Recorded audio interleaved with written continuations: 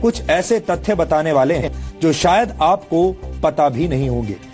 इन तथ्यों को जानने के बाद आप समझ जाएंगे कि कैसे इस देश की जनता के मन में डॉक्टर अंबेडकर के बारे में भ्रम फैलाने की साजिश रची गई। डॉक्टर भीमराव अंबेडकर का भारत के विकास में जितना योगदान रहा है उतना शायद ही किसी और राजनेता का रहा हो। एक अर्थशास्त्री, समाजशास्त्री, शिक्षाविद और कानून के जानकार के तौर पर अंबेडकर ने आधुनिक भारत की नींव रखी थी और देश उनके इस योगदान को लेकर आज भी जागरूक नहीं है।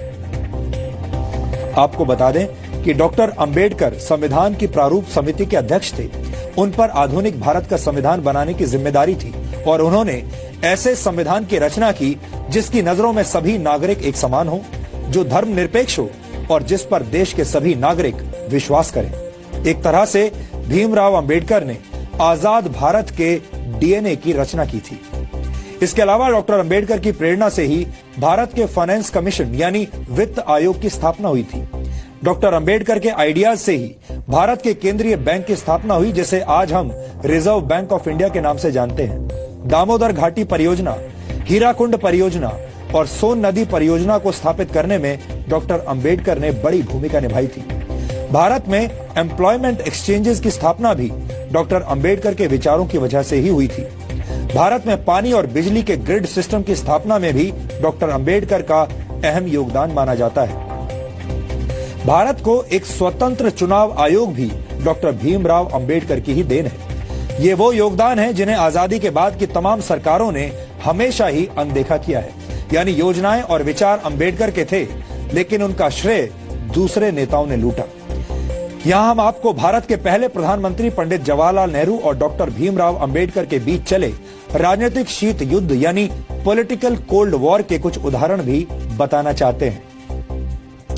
डॉक्टर अंबेडकर जवाहरलाल नेहरू की सरकार में प्लानिंग का मंत्रालय चाहते थे, लेकिन नेहरू ने अंबेडकर को सिर्फ कानून मंत्रालय दिया, प्लानिंग मंत्रालय नहीं दिया।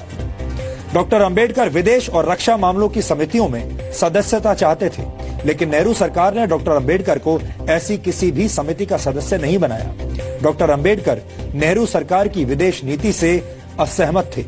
डॉक्टर अंबेडकर हिंदुओं में सामाजिक अधिकार और महिलाओं को संपत्ति का अधिकार देने की बात करने वाले हिंदू कोड को समाज सुधार के लिए जरूरी मानते थे, लेकिन नेहरू सरकार ने अंबेडकर के मंत्री रहते हुए हिंदू कोड को स्वीकार नहीं किया। यहाँ तक कि डॉक्टर अंबेडकर को भारत रत्न सम्मान देने के लिए भी कोई पहल नहीं की गई।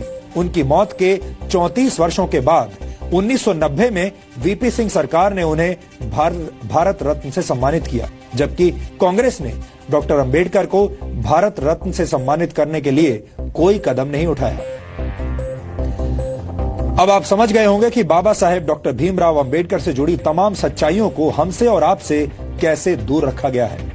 इन सच्चाइयों को जानना और समझना आधुनिक भारत के निर्माण के लिए बहुत जरूरी है। डॉक्टर अंबेडकर को जातियों की सीमा में बांधना और उन्हें सिर्फ दलितों के मसीहा के तौर पर पेश किया जाना उनके साथ बहुत बड़ा अन्याय होगा। इसीलिए आज हम डॉक्टर अंबेडकर के मूल विचारों को आपके लिए डिकोड कर रहे हैं।